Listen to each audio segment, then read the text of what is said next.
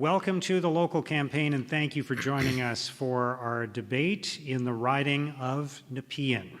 In just a minute, we will introduce the candidates who are here for our debate, but first, I'll quickly explain how the debate's going to work. We're going to start with some opening statements from each of the candidates.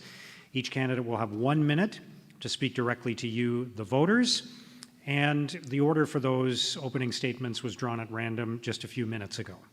After that, we'll move into a series of debates about the important issues in Nepean, throughout the Ottawa region, and across the country in this election campaign. In each case, I'll start the debate by asking one of the candidates a direct question. That candidate will have 45 seconds to answer the question, and then we'll open it up to debate from all of the candidates who are here. Once that's over, we will go back to the candidate to whom I directed the original question, and that person will have 30 seconds to wrap up on that topic. We'll go through a number of different topics that way, and then we'll finish up our debate with some closing statements from each of the candidates. Again, 1 minute in length, and we'll go in the reverse order of the opening statements. So let's meet the candidates who are here for our debate tonight, beginning with the Liberal candidate, Chandra Arya. Representing the New Democratic Party, Sean Devine. The Conservative candidate is Matt Triemstra. And from the Green Party of Canada, we're joined by Jean-Luc Cooke. The candidate in Nepean is Gordon Kubanek, but he was not able to join us, and Jean-Luc is the president of the Riding Association for the Green Party, so he is here in place of Gordon Kubanek. There is one other candidate on the ballot in Nepean, Jay Nira, representing the People's Party of Canada. He declined to participate in the debate. So let's get started. And we'll have the opening statements of 1 minute in length, and we'll begin with Chandra Arya, the Liberal candidate. Go ahead. Thank you, Matt. I am Chandra Arya, Liberal candidate for Nepean. During the last 18 months, Canadians have faced the crisis of a century, and we have faced it together. Thanks to your cooperation, today we are better than almost anywhere else in the world. When this crisis hit, we worked hard for you. We brought in programs to support individual Canadians and Canadian families who are out of job. We helped small businesses stay off from bankruptcy. And today, again, we are the best in the world in vaccination, thanks to your cooperation. You know, as we fight to fight against COVID-19, let's build back better together.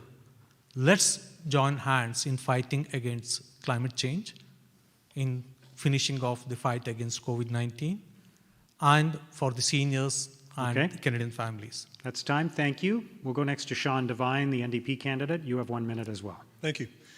Good evening, and thank you for being here. My name is Sean, and I am proud to be your NDP candidate. After I first ran for office in 2015, I knew that serving my community was what I needed to do. Since then, I have dedicated and proven myself as a community builder. 2 years ago, after leading my community's recovery effort from a tornado, I received the United Way's Community Builder of the Year award. I am very proud to be a person that my community turns to when faced with a challenge. And these are challenging times. We need to build strong communities and take better care of each other. We need effective climate action right now. And we need to make the wealthiest Canadians who profited from this pandemic contribute to their fair share of the recovery, because this kind of equality is just not right. Tonight you're going to hear a lot about Justin Trudeau's plan and promises, but our Prime Minister has a track record of not making good on promises. That's time. Thank you. Next up, Matt Triemstra, who is the Conservative candidate. You've got 1 minute as well. Thank you, Mark, for moderating tonight's discussion. And to all our viewers, let me say that I'm sorry that you have to tune into a debate at the end of your summer, during a fourth wave of COVID, and at a time when most parents are stressed about sending their kids back to school and wondering if it's safe. There was simply no good reason to call this an election beyond just blind opportunism by the Prime Minister. But just because this is an unnecessary election does not mean that it's critically important. We need a party that will invest in Canada's economic recovery because we are at a crossroads. As I talk to my Nepean neighbors, I hear firsthand about the cost of living increasing, about the inability to buy a house, and about how we need more mental health support. I have 3 kids. I saw how hard it was on their health, and I am running for them to secure their health, to secure their future, so that they can buy a home. I am born and raised in this riding. I care about this community, and I want to be a member of Parliament for everyone who lives in this riding. Okay, thank you. Finally, Jean-Luc Cooke, representing the Green Party. Go ahead. Hello. Thank you for joining us. My name is Jean-Luc Cooke. As Mark mentioned, I'm a past candidate here in Nepean, and I'm going to be representing our candidate this year, Gordon Kubanek, who is a longtime Green, but unfortunately hasn't been able to join us here this evening for personal as well as health reasons. The Green Party has always been the party of climate change and the party of the environment. In these times of COVID, of course, that is at the top of our minds. It's not the top of minds for everyone. These are unprecedented and very difficult times, and we have to come through it together, of course. The Green Party has a different vision for what that would look like coming out. When we transition out of COVID, we need to tackle the next most pressing issue, an issue that will not wait for COVID to go away, will not wait for other issues to go away, and that's climate change. You can always count on the Green Party to be the party that is singularly focused on climate change and, of course, the pressing needs of COVID as well as long-term care. And we have a new leader now, the first Jewish black woman, who is so incredibly inspiring for not only our party, but for Canadians everywhere. And I hope to discuss more this evening. Thank you. Okay, thank you. Thank you, candidates, for your opening statements. Let's move now to our first debate. And I'll start by directing a question at Chandra, Arya, the Liberal candidate. The pandemic has exposed issues with long-term care facilities in Canada, and there are a number of them in your riding. What specifically can the federal government do to address this crisis that obviously has become top of mind for many Canadians and their families? Absolutely, Matt. Long-term care homes, that is where unfortunately, most of the death occurred due to this COVID pandemic. Though the jurisdictional issues are there, the long-term care homes are under the jurisdiction of the provinces. However, the federal government has stepped in and provided support to provinces to have better quality of living for the seniors living in long-term care. We also had plans for national guidelines, standards, I could say, that the provinces can adopt in how the long-term cares are operated. We are also putting money where our mouth is to support better ventilation and other facilities that can make long-term care homes much safer for all seniors. It's open to everyone now on this topic. Well, Mark, what's happened across the country in long-term care over the pandemic is a national tragedy that we have not yet come to terms with. Our parents and our grandparents deserve to live in comfort and safety, and when they die, as so many have, they deserve to die with dignity. But we saw the opposite of that during this pandemic.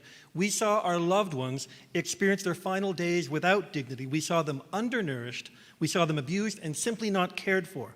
Much of this tragedy is the result of a for-profit long-term care system. We need to take the profit out of long-term care.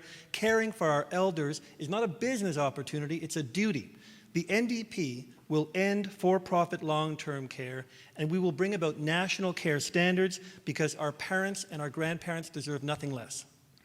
I do agree that the issues of long-term care have been definitely exposed here in the pandemic. Annemie Paul, of course, has been very vocal about this. She lost her mother over the pandemic due to COVID within long-term care.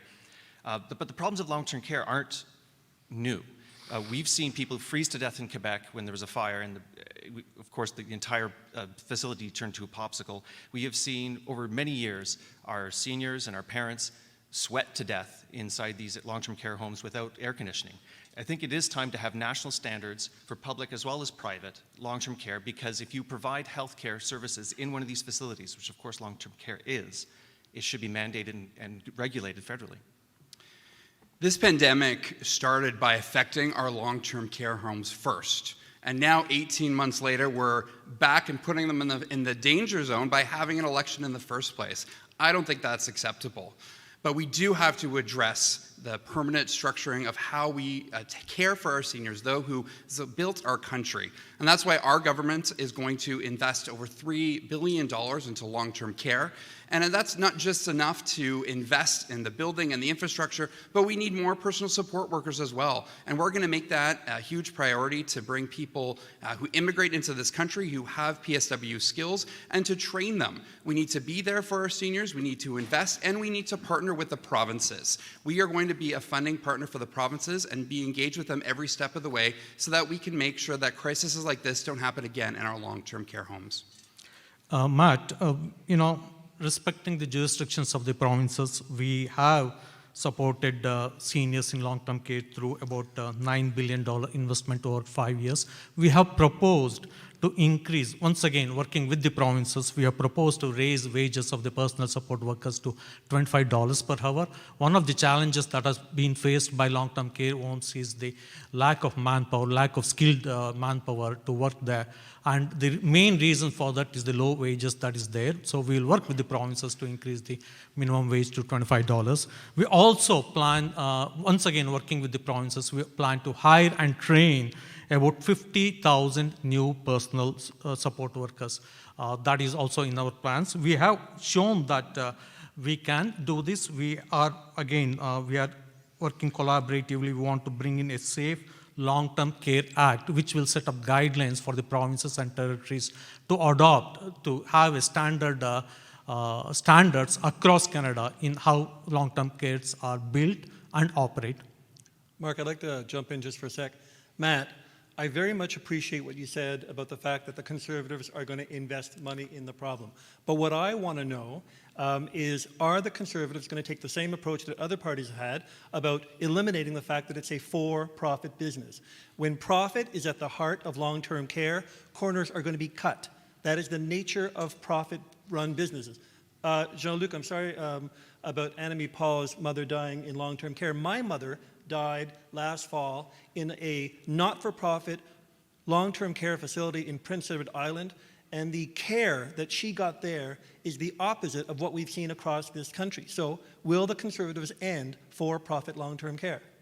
I think the crisis we saw in long-term care was consistent regardless of the model of approach that we took to long-term care. COVID swept through all of them, and as we form a government, we are going to have conversations with the provinces, and I think right now the focus should be on keeping them safe, letting them vote safely, and investing in the missing infrastructure. I'm going to take that as a no. Again, we are going to, it didn't matter what type of home it was, COVID affected them all, and we are going to engage with the provinces to have long-term conversations with them. Okay. Anyone else on this? All right. Let's stop there, and we'll go back to Chandra Arya. You have 30 seconds to wrap up on this topic. Thanks, Matt. Go ahead.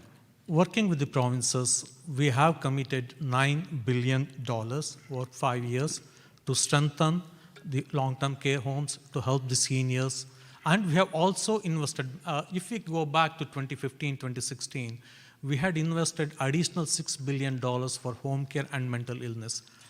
We propose, working with the provinces, to have the minimum wage for personal support workers at $25 per hour, and also to train about 500,000 new personal safety workers. Okay, thank you. Sean Devine, I'll direct the next question to you. Your party has spoken out in favor of mandatory vaccines for federal public servants, many of whom live in the riding of Nepean. What would be the consequences for a public servant who was not vaccinated? Unfortunately, I think the consequences for that public servant would be that they would not be able to be invited to work back at their place of employment. And I think that's a fair and natural consequence for not following a mandatory vaccination. I support, just like my party does, I support the use of vaccine passports. I support the use of mandatory vaccines. I've been vaccinated. I've been fully vaccinated. I hope all the candidates have. I have no problem with mandatory vaccinations. I have no problem with vaccine passports. If I'm going into a restaurant because I want to have dinner with my wife, I have no problem whatsoever that I have to prove myself, because I'll feel a lot safer that the couple having dinner next to me has also demonstrated that they've had their vaccines, that the server bringing me my meal has had vaccines. So I'm sorry, but Okay. on this issue, I have no issues with It's mandatory open vaccines. to everyone now. Look, I'm happy to report that I'm also fully vaccinated. My family is fully vaccinated. Vaccines are clearly the best tool that we have in the fight against COVID, and I encourage all Canadians who have been hesitant up until now to get those vaccines. What we can't do, though, is there are going to be a certain segment of the population that, for medical reasons and other reasons, won't be able to get the vaccine. And we have to respect the personal health care choice of Canadians. But if you don't get vaccinated, then you have to keep everybody else safe around you, which means showing negative tests before you go to work, which means showing negative tests before you get on a plane or a bus in this country. But that, I think, is the approach that works. It is actually the same approach that the Chief Human Resource Officer for the government is taking, that bureaucrats who cannot get vaccinated, have negative tests to get to work. So I think our position is very consistent with the current government's plan. One thing is that the pandemic is becoming more a pandemic of the unvaccinated. Mandatory vaccination is required, not only to help make the workplace safe and secure for co-workers, but also to control the spread of this pandemic in the society. Mandatory vaccination is a must. I think the people who are not getting vaccinated for non-medical reasons, I think they have to face the repercussions of putting all the people in the society, in the workplace at risk, and necessary step has to be taken. Having been in a position of management and as an employer, we often worry about situations that we call changing the terms of employment without renegotiating a contract.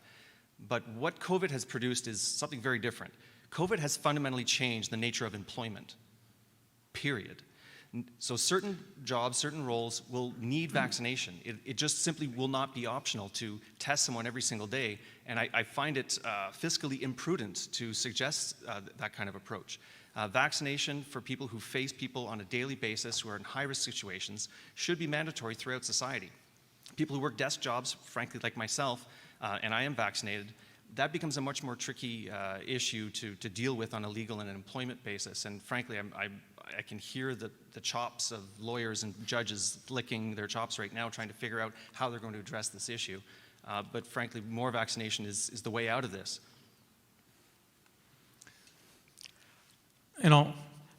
Matt, this pandemic is, we all thought that it's going to end in, say, 18 months. Now we are saying 24 months. It may even end up with 36 months. This is unprecedented in the history of the world, I can say, at least in our memory. Without vaccinations have been proven to effectively stop the spread of this pandemic, and we need people to step up. And if there are medical reasons, obviously concessions can be made. We can find alternate methods for them to work, maybe working from home. But we cannot allow people to come into the workplaces unvaccinated. The suggestion that every single day somebody will be tested before coming into the workplace, I don't think that is possible and manageable. Chandra has already acknowledged that people for medical reasons who can't get the vaccine, that there should be a different standard for them. We agree. That's why we can't force it. And the government needs to be clear on the directions as well. Canadians have been following public health advice, and it's been changing. I got a mixed vaccine because that was what was recommended. And now all of a sudden, because I followed public health advice, I'm now at risk of not being able to travel to certain countries or cross the border because different countries don't recognize it. We followed public health advice. It needs to be up to the government to make sure that we can then travel freely. And they need to be consistent and they need to be on message. And unfortunately, this government's public health messaging throughout the whole pandemic was constantly changing and led to just confusion with Canadians. The only way to truly and finally get through this pandemic is through vaccines. It is the only way that we will all get across the finish line. From what I've seen on television over the last week with anti-vaccine protests, I have to say that it's a shame to me that the Conservative Party, or what was formerly known as the Progressive Conservative Party, it's a shame that that party has fallen so far from being truly progressive that it is willing to recklessly court the vote of a small minority of Canadians at the expense of holding us all back from this. And I strongly doubt that the frontline workers who are right now working in hospitals to save the lives of unvaccinated persons, I strongly doubt that those frontline workers would accept your position. The protest by the people opposed to vaccination in Vancouver in today's report quotes a Vancouver emergency room physician. She says, the protest scenes have brought her to the verge of tears. She described them as deeply demeaning and disrespectful to people working in the hospitals. She says, the lives of the people they are saving right now are those that are unvaccinated. That's the fact of life today. I agree. The protest should never have happened. It shouldn't appear on the campaign trail. Our leaders should be free to travel across this country without fear of protests. We are not associated with those protests. And it's unacceptable that they were out protesting. We believe in vaccinations. We have been very clear on that. And all Canadians who should get vaccinated and who can get vaccinated should. Okay, Sean Devine, you get the last 30 seconds on this. Go ahead. So I appreciate that Matt says that it's unfortunate that these protests have happened, but but the Conservatives are building this base by talking about individual freedoms. It's like saying, I don't support arson, but you start handing out matches to everyone in your way.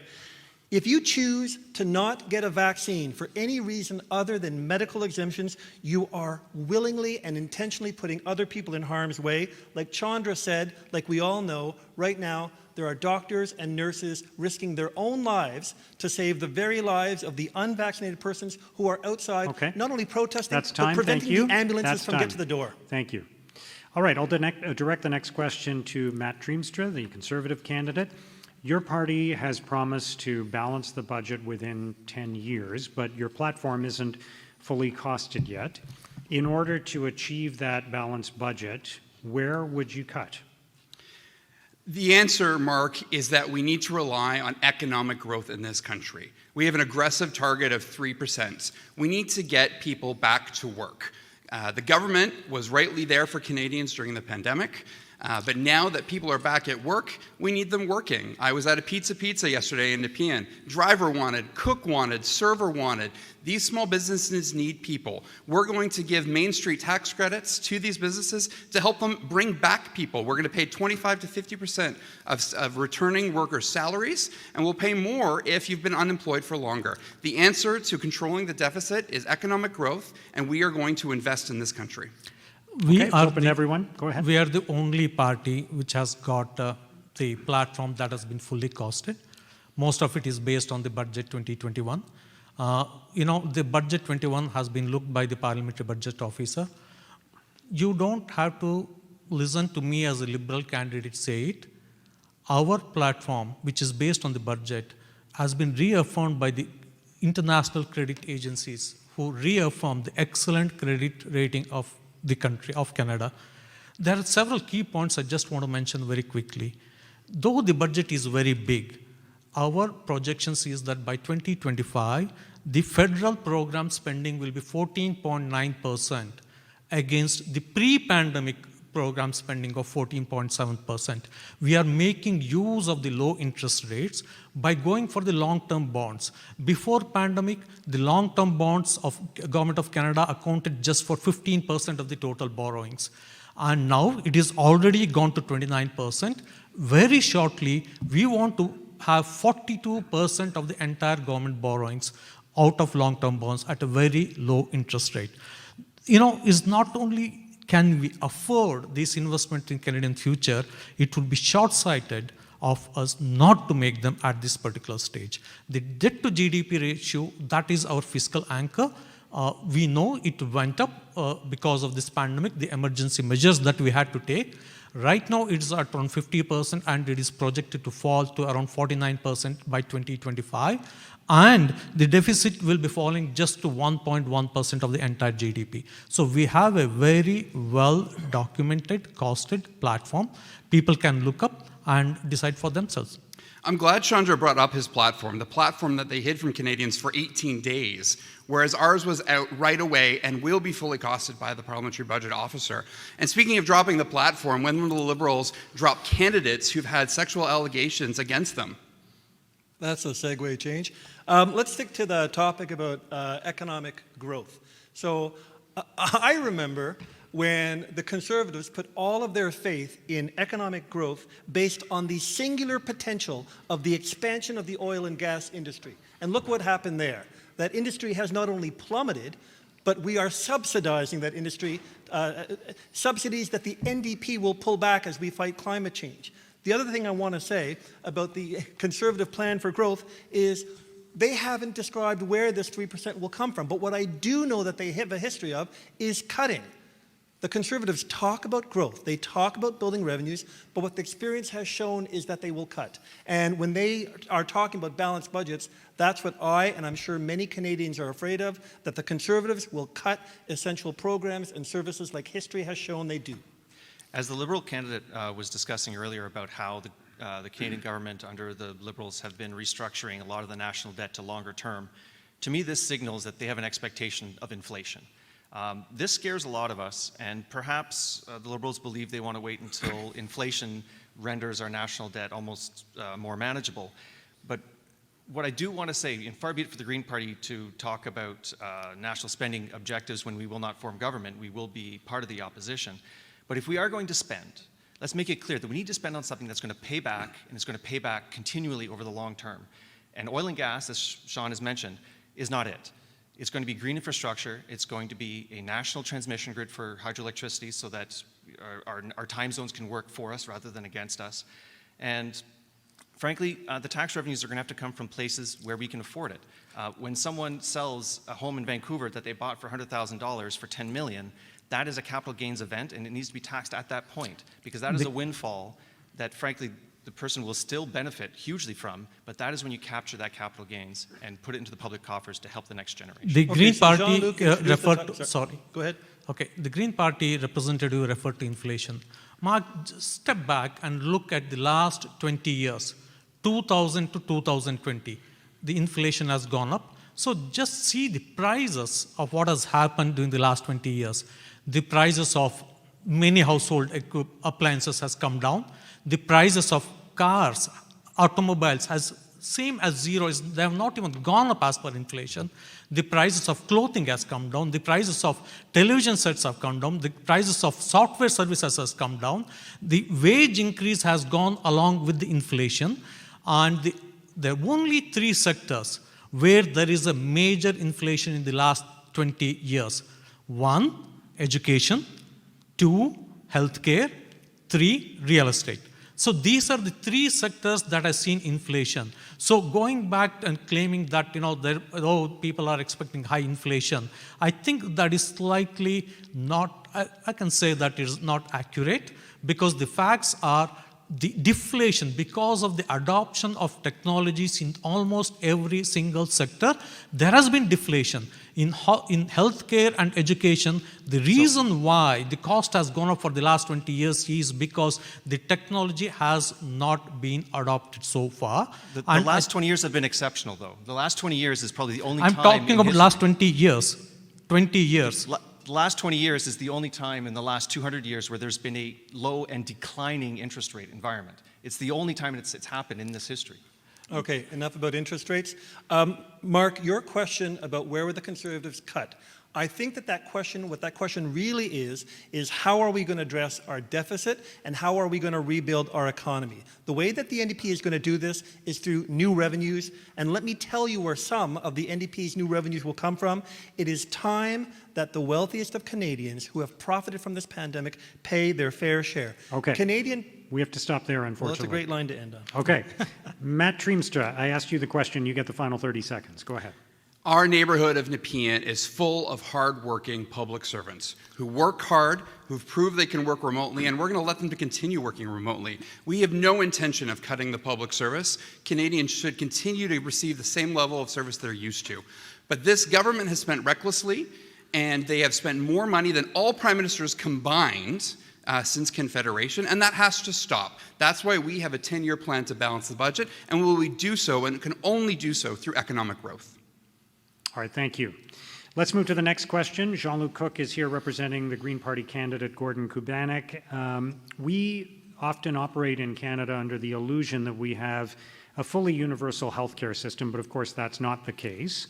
There are some services that are delivered by private companies and some that are not. There are some services that are paid for by Canadians and some that are paid for by the government. So let's dispense with that illusion and talk about how we can fix healthcare in this country. How open are you to experimentation, and what is your plan to improve healthcare for Canadians? The Green Party recognizes that healthcare is much more encompassing than we initially thought it was. And by we, I mean us nationally. Healthcare also includes mental health. Mental health is health. Dental health is health. Opticians, we're seeing them now in Ontario beginning to push back on the way that they're being compensated by withholding certain services or making it more difficult to get certain services. If I can't see, I can't read a screen, I can't work in the knowledge economy.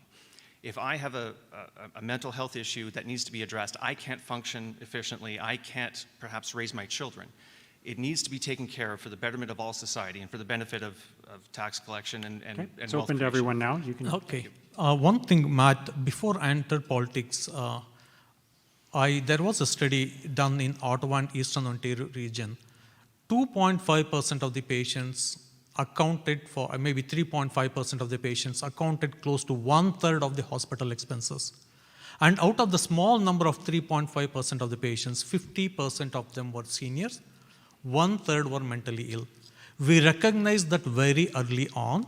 In 2016 budget, while transferring money, regular transfer for the health transfers from federal government to provinces, we also, in addition to the expected increase of transfer, we did transfer $6 billion to provinces with only two conditions attached. One, home care. Second, mental health. And we have reinforcing that thing, what we did then, again, with additional investment that we are proposing to tackle mental illness, especially now that mental illness has come to the much forefront, especially due to this pandemic, the number of people affected, especially the youth that are getting affected by mental health, is increasing. And we have already provided $1 billion to help the provinces on various measures. And we are also immediately investing about $6 billion over and above the $4 billion that has already been committed to support elimination of the health system wait list. At the end of the day, all levels of the governments have to work hand in hand. We can't claim jurisdictional issues here. We all have to work hand in hand so that we can continue to maintain and better serve Canadians.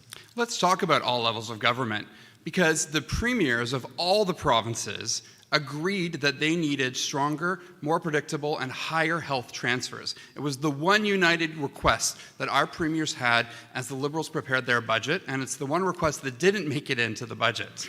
A Conservative government is going to double the transfers from 3% to 6% so that we can be a stable funding partner to the provinces. Transferring without condition, Matt, that's where the inefficiency creeps in. Whenever we transfer, we have to specifically mention where it has to be invested. Like in 2016, we said 50% of the $6 billion should go to home care.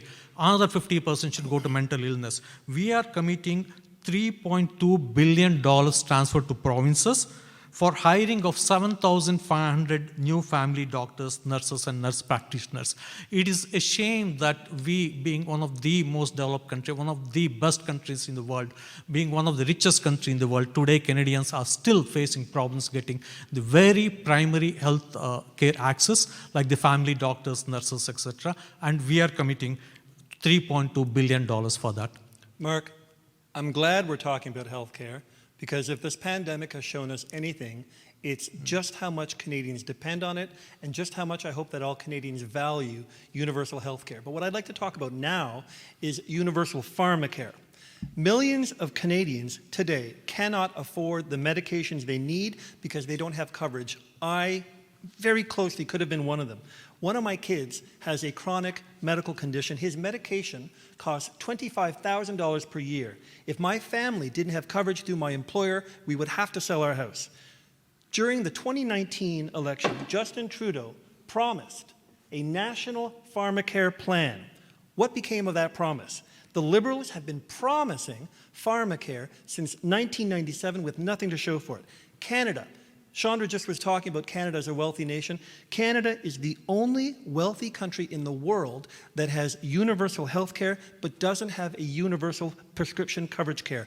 We pay the third highest price for prescription drugs in the world. Justin Trudeau has done more for Big Pharma than he's done for Canadians who can't afford their medications. Not only will our Pharmacare plan ensure that Canadians get the medications they need, but it will mean big savings for employers who currently pay for employee benefits. I'm really glad to hear a discussion about Pharmacare. This is one of those things that the Green Party brought up many years ago, along with things like same-sex marriage, legalizing cannabis, climate change, carbon taxes, and I'm glad the Conservatives are coming around on the carbon tax issue. Pharmacare is going to be necessary, just as mental health is, just as dental and optical health is going to be needed. It needs to be incorporated as part of our national health care standards, along with long-term care. We need to have standards nationally, and those standards have to be this low watermark by which we as a nation, we as a society, we as people should not dip below. And I really want to hear what the other parties feel about this Pharmacare proposal. Well, the NDP supports a universal Pharmacare proposal. No questions. Mark, one of the things I forgot to mention earlier was that I talked about the cost of healthcare going up. One of the reasons is that the lack of technology that is being used today. For example, only now we can get some prescriptions done by our phone. We have committed to invest in virtual healthcare services. We are going to provide $400 million to build the growing demand for the virtual care that arose during the pandemic. This pandemic has opened our eyes on how healthcare has to be delivered, and we are putting the money where the mouth is. I just want to say we can't have a conversation about healthcare without talking about mental health. And we have seen that over and over again in the last 18 months, and a Conservative government is going to take it seriously. We're going to invest in mental health. We're going to bring in a suicide prevention hotline. We're going to take it seriously. We're going to give provinces more money, and we're going to look for innovative community-based solutions. Mental health is health. Okay, thank you. Jean-Luc Cooke, I asked you the question, so we'll go back to you. You have 30 seconds. Thank you. I'll start off by just covering the things that our current universal health care system does not cover. Dental health, optical health, pharma health, long-term care. There's clearly missing gaps there. These are no longer optional parts of our healthcare infrastructure. There have to be national standards, and the Green Party wants to work with all the other parties as well, because clearly there is a will there to actually bring across national standards in each of these areas so that Canadians can be taken care of, so that we can get back to work after COVID. Okay, thank you. Let's move to the next question, which I'll direct to Chandra, Arya, the Liberal candidate. During the last 6 years when you've been in government, the cost of buying a home in Canada and renting a home in Canada has gone up significantly. What specifically can be done to address affordability of housing, and why is it not something you've done in the last 6 years? I'm sorry, Mark. We have done quite a bit on the housing front. We have brought in the national housing strategy, made historic investment of around $55 billion.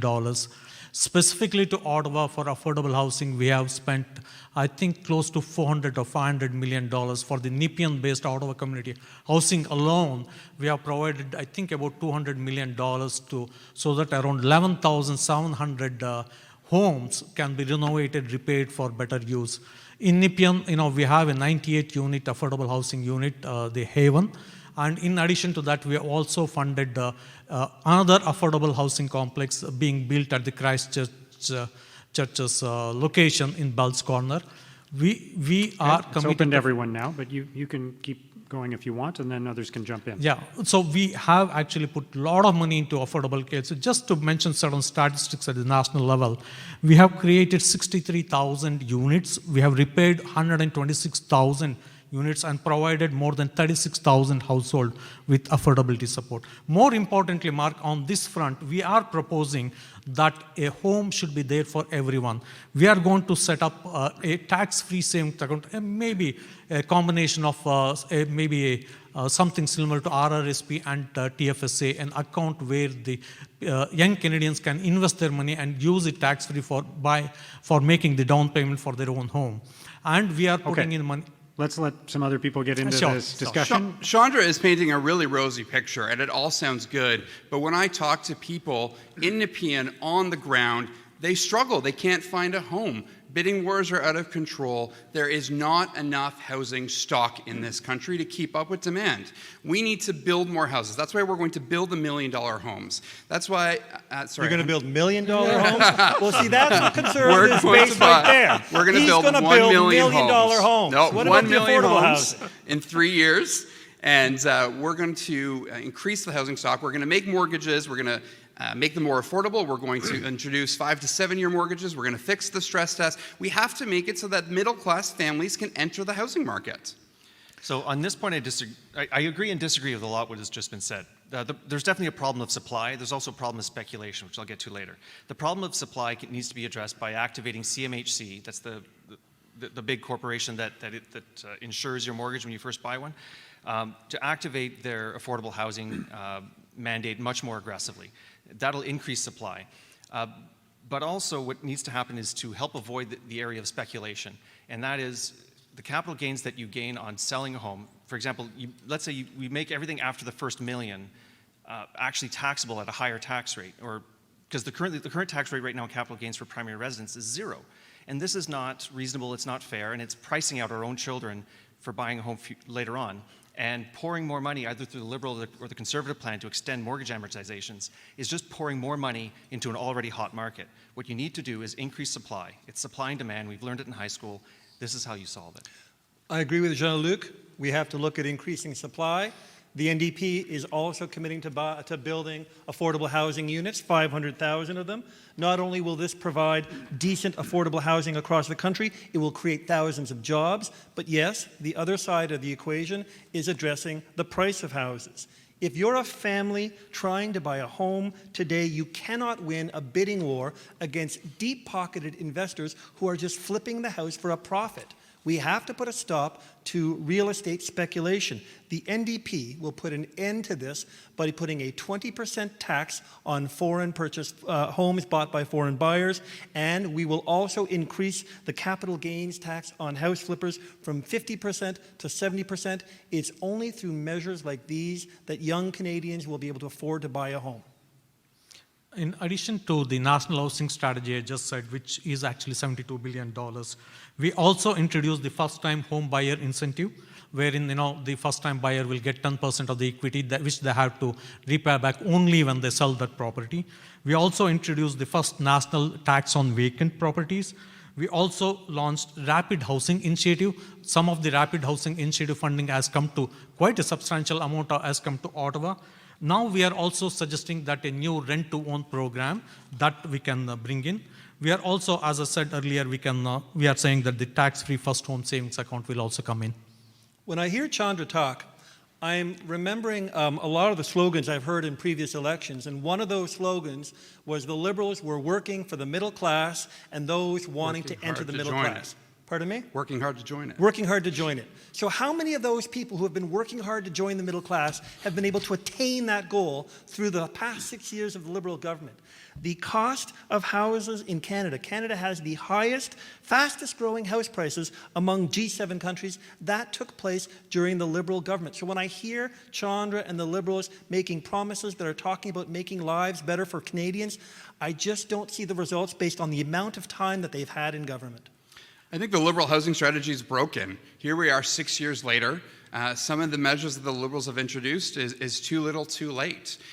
We won't tax capital gains on the sale of your house. For many people, this is a lifetime of achievements and a retirement fund.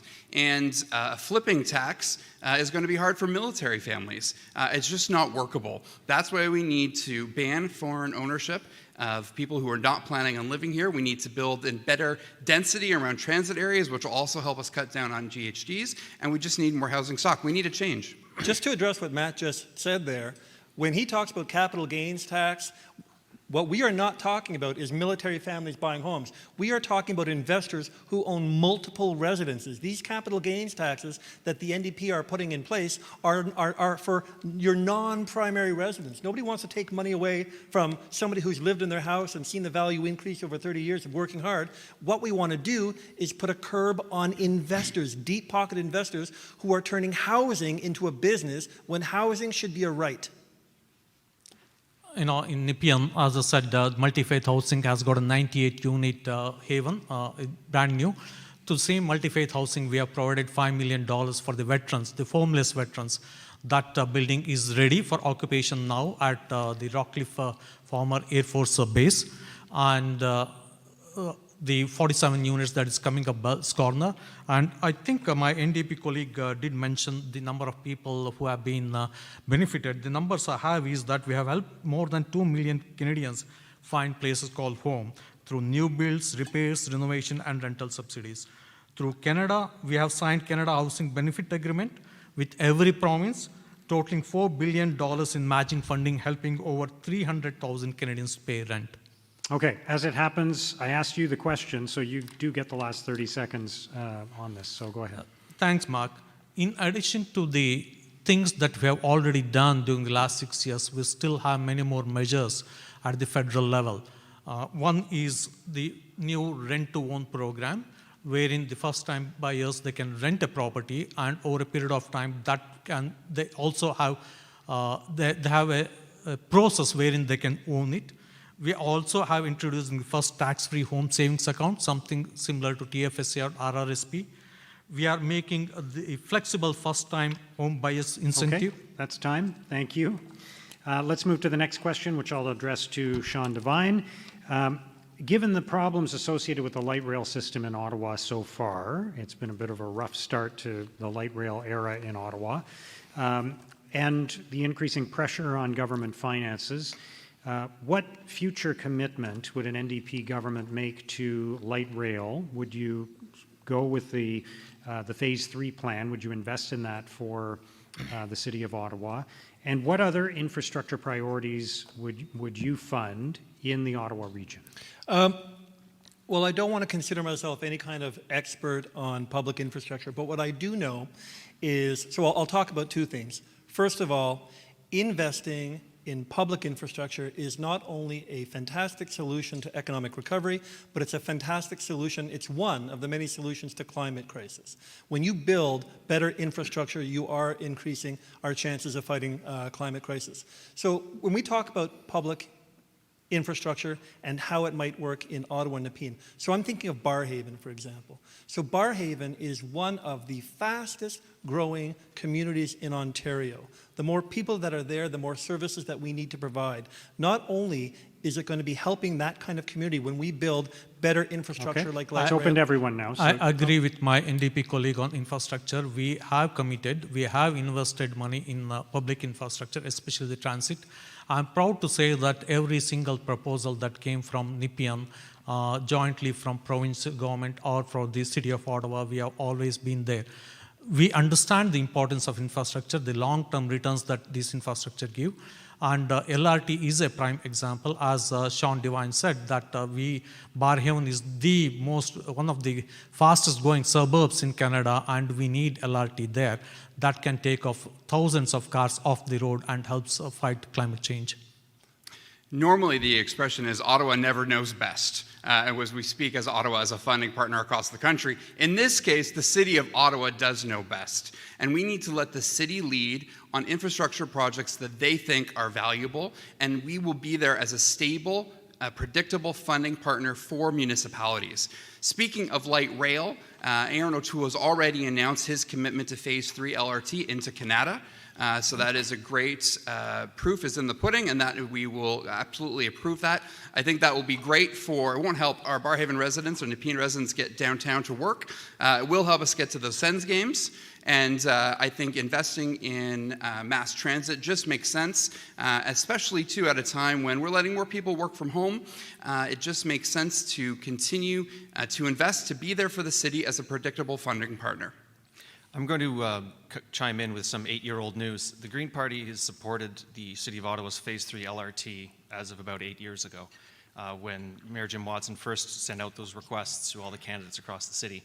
Not all the parties necessarily showed up at those debates, but the Green Party has been very steadfast. This is exactly what high return on investment public infrastructure looks like. It's taking cars off roads, decarbonizing transportation, making it faster, more convenient, easier, all those things. As for Barrhaven and Nepean, these high traffic areas that look like an evacuation, or they used to look like an evacuation every single morning when people go to work, the way you address that is you have to distribute work, and I don't like how COVID has accomplished that because it's caused many other difficulties. But I really appreciate what the city is doing with e-buses now, phasing out the older buses, bringing in these new e-buses that are quieter, faster, more efficient, and more comfortable, and frankly more pleasant throughout our city. Okay. Who else wants to talk about infrastructure priorities locally? As a wrap-up, or? No? No. This is my question. I We can still wrap have- up. You can wrap up, but we still have a few minutes. I'll yeah. let my colleagues. Oh, I I will know. say on the topic of e-buses, absolutely, I think there is a future in electric cars. And I don't have time for conservatives who don't believe in climate change or don't think it's real. We have a real plan that is going to tackle it and meet our 2030 targets. And part of that is going to involve an investment in electric vehicles. And we want to mandate that 30% of light-duty cars be electric vehicles. I think that makes sense, and I think it's sustainable. So I think that, paired with more transit options, is the future of what Ottawa is going to look like. I'm glad that electric vehicles have come up. One of the biggest infrastructure funding we are doing, new one, in addition to supporting transit, in supporting roads, bridges, etc., is creating an infrastructure for the electric vehicles, for the charging stations across Canada. In Nepean, I think we have funded 4 or 5 different charging stations. We need much, much more to make it viable for every folks to own an electric vehicle. We have also invested in creating a charging or that hydrogen station for the new hydrogen fuel cells vehicles that may come up. And we are having a pan-Canada strategy to manufacture batteries. This is the key thing. Today, China is the leading country in the world in terms of battery cells manufacturing. Even US, it has just woken up. Only now there are 6 or 7 battery manufacturing plants in the US, each one costing around $2 to $3.5 billion. However, Canada, we have the advantage of owning the minerals that is now controlled by countries like China, the minerals that are required for the battery manufacturing, and we already have an agreement with US to develop the mining sector so that the battery manufacturing can happen both in the US and in Canada, especially in Canada, from mines to technology to battery cell manufacturing and battery packs manufacturing. These are different things, and all these things we have already taken steps, and hopefully soon Canada will be leading a bigger role in this electrical vehicle segment. Matt, you can't talk about climate change. You can't talk about infrastructure without talking about climate change. I am very glad to hear that you personally don't have time for conservatives who deny the existence of climate change. But the very fact is that your party has a lot of time for those kinds of conservatives, and that's part of what's holding us back. Aaron O'Toole has been abundantly clear. We have a validated plan by independent experts in the field that says we can meet our emissions target. An Aaron O'Toole government with MPs like myself is going to take it seriously, and we are going to meet our 2030 commitments. No disrespect to Aaron O'Toole, but he is relatively new to the party, and there is a lengthy history of people in the party that precede Aaron O'Toole, That's and they are time. not strong advocates for climate change. Devine, you get the last 30 seconds anyway, so go right ahead. Thank you. Of course, the NDP is going to support infrastructure like light rail in Ottawa and across the country because it is a fundamental element to how we address climate change. I want to talk a little bit about Ottawa's LRT. One of the things that I want to do if I become your MP is build relationships with city councillors in Ottawa, because as anybody in Ottawa knows, there is a division at council between how the LRT fiasco has been handled. One thing I would do is I would not continue to pursue P3 projects, public-private partnership projects. That's where the problems begin. All right, we are going to wrap up now with the closing statements, and once again, we are going to do those in the reverse order of the opening statements. Each candidate will have 1 minute to speak to you, the voters, in Nepean, and we'll start with Jean-Luc Cooke, who is representing the Green Party candidate, Gordon Kubanek. Go ahead, you have 1 minute. Thank you. Gordon Kubanek couldn't make it here tonight, and he does send his condolences. He's been a candidate before, and he really enjoys these sorts of debates. So I hope I've represented the party well, and I hope I've represented Gordon well. It's been a very difficult 18 months for all of us. We can see it in our family, in our friends, in ourselves, in our coworkers and our colleagues, and just random people on the street. I'm sure all of us have the story of someone who just snapped, like they became unhinged. These protests we're seeing is a result of society hurting. We need to elect people, whoever it is you saw here tonight, that you feel can bring us together. That's who you should be voting for. Vote for a party that wants to bring us together, that has a vision for how we're going to move forward together, that doesn't leave anybody behind. Because that is the Canadian vision, in my opinion, the Canadian dream, to live and contribute in a society that does not leave you behind. My name is Jean-Luc Cooke, and I'm with the Green Party. Thank you. All right, thank you. Next up is Matt Triemstra, who is the Conservative candidate. Go ahead, you have 1 minute. Nepean, thank you for watching tonight. You deserve an MP that will fight for you. You deserve an MP that will not only meet with you, but be inspired to act on your behalf. I hope that I win the votes in this election, but even if you don't vote for me, rest assured that I will still fight for you as your Member of Parliament, because that is at the heart of what our democracy is all about. Canada is clearly at a crossroads. If you want a government that is going to continue to spend recklessly for future generations to pay off, who's going to play fast and loose with the ethics rules, and whose MPs don't necessarily line up with your views, then by all means vote Liberal. But if you want a responsible government who is concerned about Canada's economic recovery, then we need you to support the Conservative Party. I have 3 kids. I'm running for them. I'm running to secure their future. I'm running to secure their mental health. I'm running to secure the fact that we can buy houses for everybody who wants one. I'm Matt Triemstra. I'm running in Nepean, and I will be a Member of Parliament for everyone in Nepean. Thanks for tuning in tonight. Thank you. Next up is Sean Devine, the NDP candidate. Go ahead, you have 1 minute. What I hope that you take away from watching this debate tonight is a better sense of who we are as people. You know what our parties represent already.